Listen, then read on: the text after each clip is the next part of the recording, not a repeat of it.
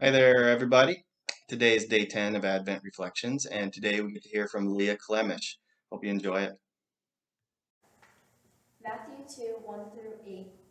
After Jesus was born in Bethlehem in Judea, during the time of King Herod, Magi from the east came to Jerusalem and asked, "Where is the one who has been born King of the Jews?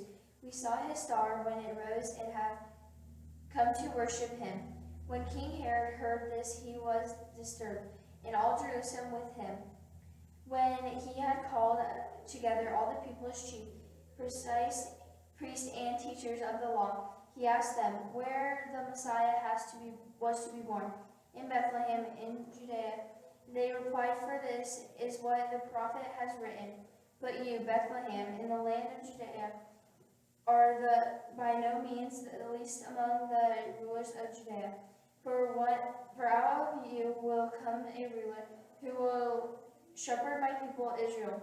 When Herod called the Magi secretly and found out from them the exact time the star had appeared, he sent them to Bethlehem and said, "Go and search carefully for the child. As soon as you find him, report to me, so that I too may go and worship him." We don't know for sure who the wise men were. They were something like kings or ancient priests. They were important men with wisdom and authority and power.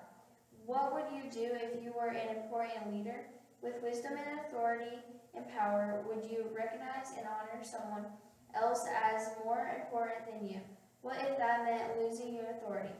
The story in Matthew tells us the wise men traveled from the east a long way to give gifts of honor and bow themselves before a baby.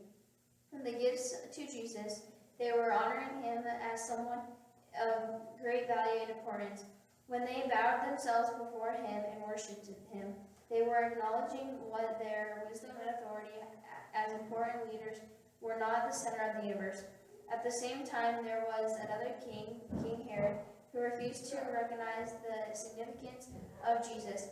He said that he was going to worship him and honor him, but he never did.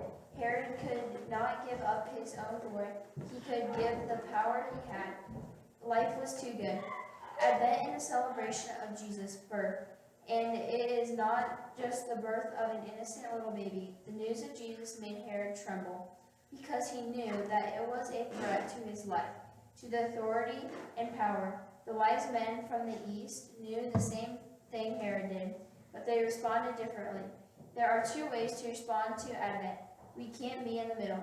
Advent reminds us that salvation of our lives comes when we give up our own self-importance and our own sense of power or control.